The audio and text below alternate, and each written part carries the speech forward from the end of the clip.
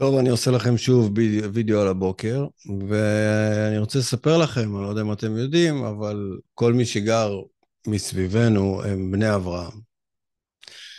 ואיך יודעים שהם בני אברהם? כל בני אברהם עושים ברית מילה. אז אתם יכולים ללכת לבדוק, הם כולם עושים ברית מילה. זה הסימן. אז איך קרה שהיהודים בישראל נלחמים בכל בני אברהם מלחמת חורמה? טוב, זה סיפור ארוך, זה לא כזה פשוט. אבל אם אנחנו נלך למקום קרוב אלינו בהיסטוריה, אז הרי הציונות, בעצם הקונגרס הציוני הראשון, רצה לפתור את בעיית היהודים, ורצו להקים איזושהי טריטוריה שתהיה של היהודים.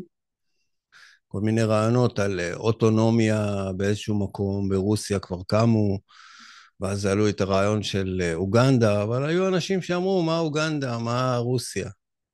ישראל. אז קראו לה פלסטינה, ירושלים, כי כל יהודי אומר בשנה הבאה בירושלים הבנויה. אז יצא מהציונות הרעיון שרוצים להקים בית ליהודים בפלסטינה. והמשפט השלם הוא בית לאומי לעם היהודי בארץ ישראל. זה היה עוד בסוף המאה ההיא, 1800 ומשהו, כן, 1880, 1890, זה היה תחילת הציונות. אבל העולם המשיך להתגלגל. אז שלטה פה באזור הזה האימפריה העות'מאנית. והגיעה מלחמת העולם הראשונה. ומלחמת העולם הראשונה הייתה איזשהו המשך של אביב העמים, או אני אגיד ליתר דיוק, זה היה אביב המדינות. כי בעצם לפני אביב העמים, היו מלכים ונסיכים, והם שלטו בטריטוריות, וזה מה שהגדיר איפה אתה חי. אתה חי תחת המלך הזה, או אתה חי תחת המלך הזה. ואחרי המהפכה הצרפתית, המהפכה בצרפת, בעצם נוצר מצב שיש סוג של מדינה, בלי מלך. זה הדבר חדש, וזה התחיל להתפשט בעולם. במהלך מלחמת העולם הראשונה, רוב אירופה איבדה את המלוכות שלה, כולל רוסיה, שאיבדה את בית המלוכה שלה, והכל נהיה מדינות.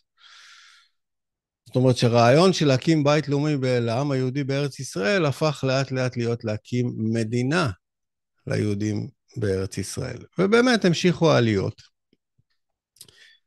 והאנגלים, שכבר הספיקו להוציא מפה את העות'מאנים ב-1914, 1917, תלוי איפה בארץ אתם חיים, הקימו תנועות לאומיות שלימים יהפכו להיות אביב העמים גם באזור הזה, והתחיל להיווצר קונפליקט בין היהודים שרוצים להקים לעצמם בית לאומי, לבין הערבים שרוצים להקים להם גם כן בית לאומי, כי השיטה האנגלית הייתה תמיד לייצר, לא לייצר, אלא לנסות לבדל בין ההבדלים בין האוכלוסייה. חלק יגידו זה סכסך ומשול, הפרד ומשול, אני לא נכנס לזה כרגע. אבל הקונפליקטים האלה נוצרו, זה לא סוד. אפילו בהודו אפשר ללכת ולראות איך שהודו, שהייתה פעם, פקיסטן הייתה פעם חלק מהודו, הפכה להיות הודו ופקיסטן. עמק האינדוס בכלל הוא בפקיסטן. אז גם פה התחילו לאט לאט לבשל את הרעיון הזה של הפרדת כוחות.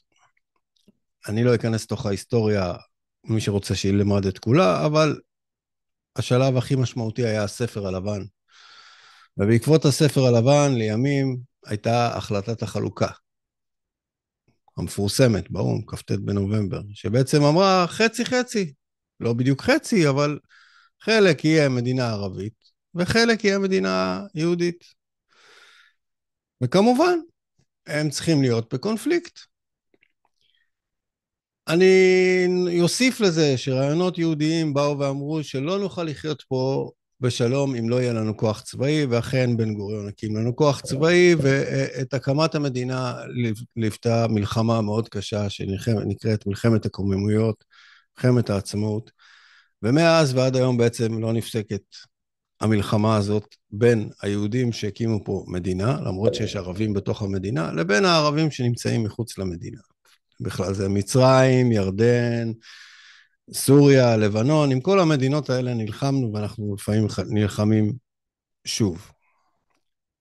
אז איך יצא שאנחנו לא מכירים בזה שהם בני משפחה שלנו, והם חולקים איתנו היסטוריה מאוד חשובה, במיוחד לאנשים שלומדים את ההיסטוריה התנ"כית שלנו.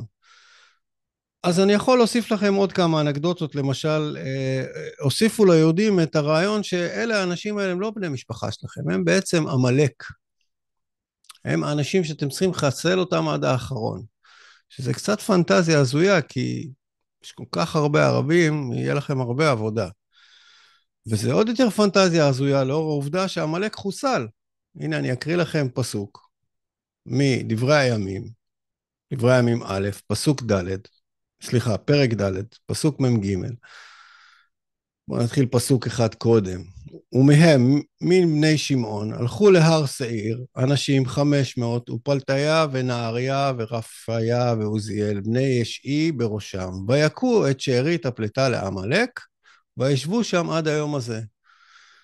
אז אין עמלק, אבל יש סיפור על עמלק. למה יש סיפור על עמלק? כי זה נוח למעצמות.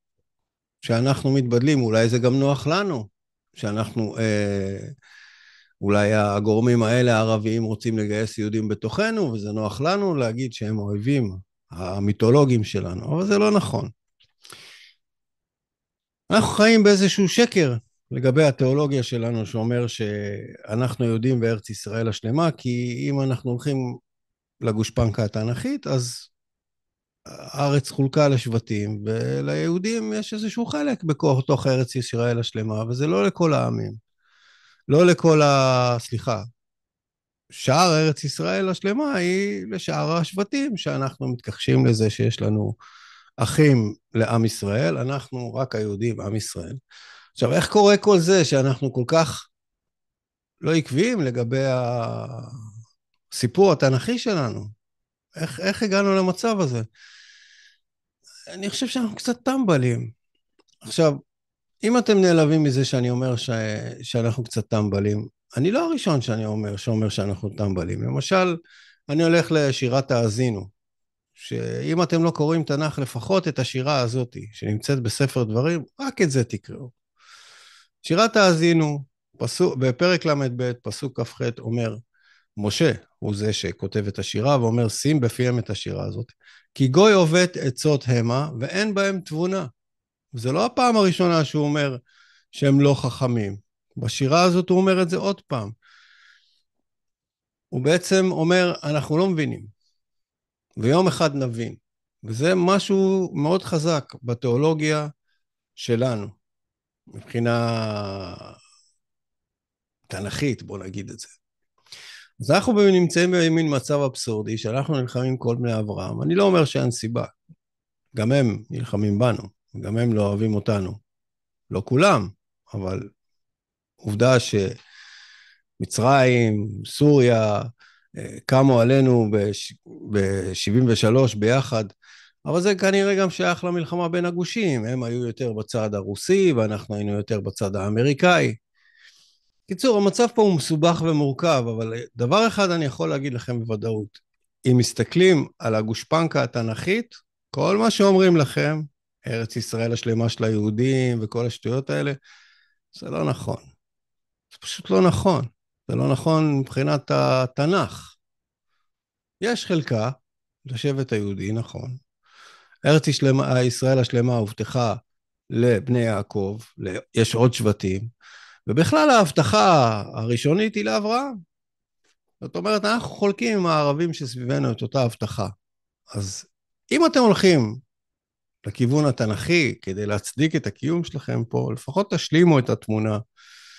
כי אחרת אני אסכים עם משה שהוא אומר שאתם גוי עובד עצות ואין בכם תבונה.